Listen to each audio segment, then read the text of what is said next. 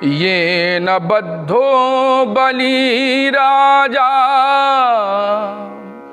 दानवेंद्रो महाबला तेन त्वां प्रतिबध्नामि रक्षे माचल माचल।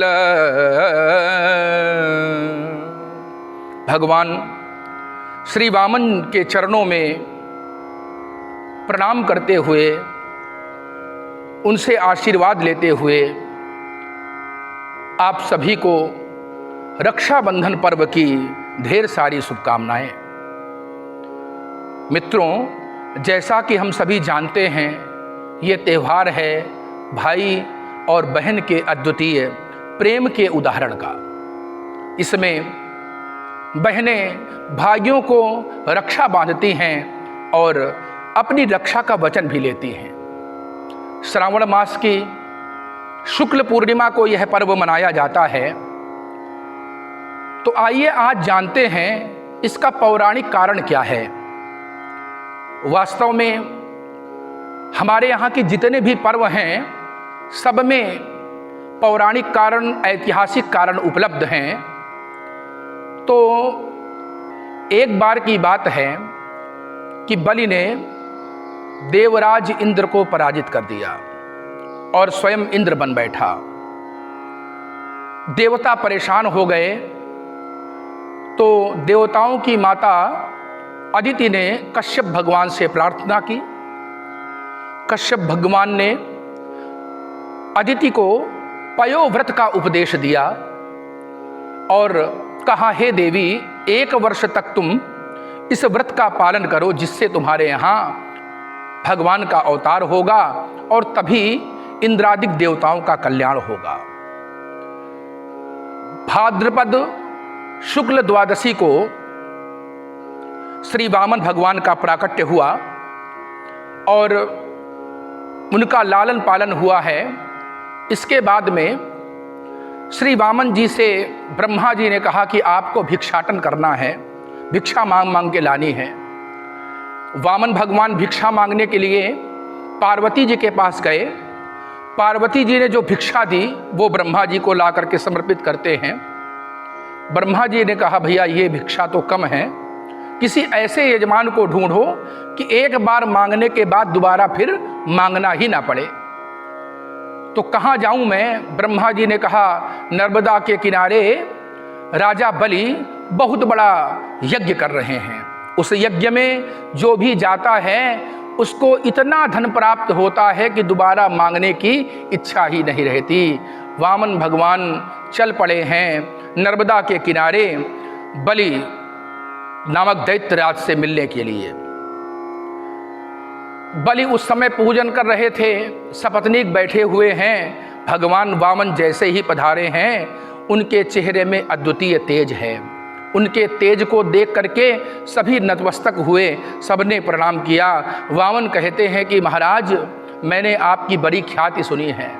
मैंने सुना है कि आपके दरवाजे से कभी भी कोई भिक्षुक खाली वापस नहीं जाता, और यहाँ तक कि आपके दादा परदादा इत्यादि सभी बहुत बड़े दानी रहे हैं। प्रहलाद के वंशज हैं आप, पुरोचन के वंशज हैं आप। आपके दादा प्रहलाद ने तो भगवान को ही प्रकट कर दिया था, इसलिए आज मैं आपसे कुछ मांगने आया हूँ। तो बलि कहते हैं कि क्या चाहते हैं महाराज? आप वैसे तो बहुत छोटे हैं, क्या चाहते हैं? तो उन्होंने कहा कि मैं जो है 3 पग भूमि चाहता हूँ, जो कि मेरे सोने उठने बैठने के लिए और संध्या वंदन करने के लिए पर्याप्त होगी। तो बलि ने कहा कि इतने बड़े समुद्र के पास आकर के आपने मांगा भी तो क्या मांगा? 3 पग भूमि मांगी, इसमें तो कुछ नहीं होगा। आप राज्य, धन, वैभव, यश जो भी चाहिए मांगिए। वामन भगवान कहते हैं, देखो, व्यक्ति को बहुत अधिक संग्रह नहीं करना चाहिए, उतना ही लो जितनी आवश्यकता हो। हे राजन, मैं मात्र आपसे 3 पग पृथ्वी ही चाहता हूं। बलि ने कहा, ठीक है, जैसी आपकी इच्छा। उधर इनके कुल पुरोहित कुलगुरु शुक्राचार्य जी बैठे हुए हैं, जो बलि को समझा रहे हैं कि बेटा ये गलती ना करना, ये तीनों लोकों के स्वामी हैं, ये एक ही पैर में पूरा ब्रह्मांड नाप लेंगे। तो बलि कहता है महाराज अब तो मैं वचन दे चुका हूँ, एक बार वचन दे देने के बाद फिर पीछे मुड़ना ठीक नहीं है। मैं चाहता हूँ कि मैं इनको सर्वस्व दान कर दूँ, मेरा मन कर रहा है। शुक्राचार्य जी ने बहुत समझाया, नहीं माने तो अब संकल्प की बारी आती है। बलि ने कहा ठीक है, 3 पग पृथ्वी का संकल्प आप अक्षत पुष्प दूर्वा यज्ञोपवीत कुश इत्यादि ले लीजिए, और बिना जल के जो है संकल्प नहीं होता। तो जल का जो छिद्र था, जो लोटे का छिद्र था, उस छिद्र में शुक्राचार्य जी जो है वो वहाँ विराजित हो गए। अब भगवान जब जल निकाल रहे हैं तो जल ही ना निकले। भगवान समझ गए कि ये शुक्राचार्य जी की करतूत है, तो कुश से जो है जहाँ से पानी निकलता है वहाँ पर ऐसे ऐसे उन्होंने जैसे ही कुश की नोक चुभोई है, उनकी एक आँख फूट गई और शुक्राचार्य जी वहाँ से भाग गए।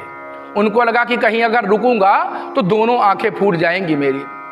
अब इसके पश्चात क्या हुआ, शुक्राचार्य जी के लिए पुराण कहता है, वेद कहते हैं कि व्यक्ति को हमेशा एक रूप हो करके देखना चाहिए, द्वैत की भावना ना रखो, अद्वैत की भावना रखो। शुक्राचार्य जी चले गए हैं और भगवान ने संकल्प करा लिया। भगवान ने एक पग से सारी पृथ्वी और दूसरे पग से सारे ब्रह्मांड को माप लिया। बलि से कहते हैं ये बताओ कि मैं तीसरा पैर कहाँ रखूं, क्योंकि तुमने दान का संकल्प लिया है, दान का संकल्प किया है, और जो व्यक्ति संकल्प लेने के बाद में मुकर जाते हैं उनकी दुर्गति होती है। तुम्हें अपने दान का बड़ा गर्व था, बड़ा अभिमान था, इसलिए मुझे दान दो। बलि महाराज कहते हैं कि हे प्रभु, मैं आपको पहचान गया, आप सर्वशक्तिमान हैं, आप ऐसा करिए अभी मैं शेष हूँ, तीसरा पैर आप मेरे जो है मस्तक पर पधराइए। और भगवान ने वही किया। भगवान प्रसन्न हो गए हैं बलि के ऊपर। बलि से भगवान ने कहा कि स्वर्ग का राज्य छोड़ करके पाताल चले जाओ। तो उसने एक शर्त रखी कि भगवान आपको भी मेरे साथ आना पड़ेगा। और भगवान बलि के यहाँ चौकीदारी करने लगे, वहाँ रहने लगे। लक्ष्मी जी बिना विष्णु जी के व्याकुल हो गई, तो सोचती हैं कि मैं कहाँ जाऊँ। देवर्षि नारद से पूछा कि मेरे पतिदेव कहाँ हैं। तो देवर्षि नारद ने कहा कि आपके पतिदेव तो पाताल में राजा बलि की रक्षा कर रहे हैं, मैं कैसे मांग के लाऊं, मुझे कोई उपाय बताइए। नारद जी ने कहा शुक्ल पक्ष की जो पूर्णिमा आती है, उस पूर्णिमा में तुम जाकर के बलि को अपना भाई बनाओ और उनको रक्षा बांधो, इसके बाद में उनसे वचन लो। माता लक्ष्मी पहुंचती हैं।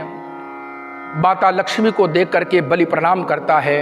लक्ष्मी जी ने कहा कि भैया तुम्हारे कोई बहन नहीं है, मेरे कोई भाई नहीं है, तो क्यों ना हम भाई और बहन के पवित्र बंधन में बंध जाएं। और बलि को रक्षा बांधी है जब महालक्ष्मी जी ने, बलि तो धन्य हो गया। इसलिए कहते हैं कि नारायण को पकड़ोगे तो लक्ष्मी जी तो अपने आप ही चली आएंगी। अब कुछ ना कुछ दक्षिणा देने का रिवाज है। बहन को क्या दें, मांगो क्या चाहती हो, हे बहना मैं तुमको क्या दूं। तो बहन ने कहा कि मुझे कुछ नहीं चाहिए, बस तुम्हारे यहाँ जो ये द्वारपाल हैं ये मुझे प्रदान कर दो भैया। क्यों, ये तुम्हारे रिश्तेदार हैं क्या? रिश्तेदार नहीं, मेरे सर्वस्व हैं। तब जा कर के मुक्त करा करके वैकुंठ को पधारी हैं शुक्ल पक्ष की पूर्णिमा के दिन। तभी से रामानुजाचार्य, रामानंदाचार्य भक्तजन जो हैं वो भगवान का वैकुंठ गमन मनाते हैं। इस दिन भगवान श्री हरि की विशेष कृपा रहती है। श्रावणी उपाकर्म भी इसी दिन होता है। कर्मकांड जनित दोषों का परिहार इस उपाकर्म से होता है। इसके अतिरिक्त देववाणी संस्कृत दिवस भी इसी दिन मनाया जाता है। भाई बहन की और भी कई सारी कथाएं प्राप्त होती हैं, जैसे कि द्रौपदी ने भगवान श्री कृष्ण को राखी बांधी थी। श्री कृष्ण, सुभद्रा और बलराम, इनका दर्शन तो हम सभी जगन्नाथपुरी में करते ही हैं। ऐसी है सुंदर महत्ता रक्षाबंधन की। आइए हम सभी इस पर्व को बड़े प्रेम से और सौहार्द से मनाएं। बोलिए वृंदावन बिहारी लाल की जय।